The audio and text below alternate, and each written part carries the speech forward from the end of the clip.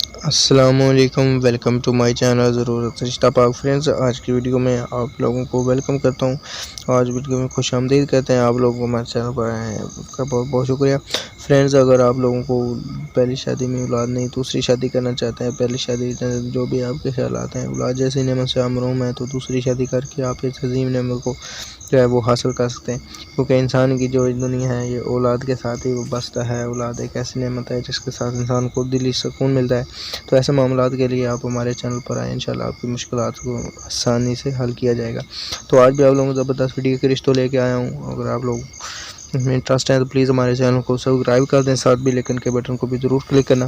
تو آئیے آج کی رشتہ کی ڈیٹیل آپ کے ساتھ شیئر کرتے ہیں۔ جی فرینڈز، نام ہے وہ مریم اسلم ہے، اور ان کے جو والد ہیں اس کا نام جو ہے وہ محمد اسلم بتایا گیا ہے۔ جو لڑکی کی ایج ہے وہ 25 سال تک کی ہے، اور 5 فٹ اس کا قد ہے۔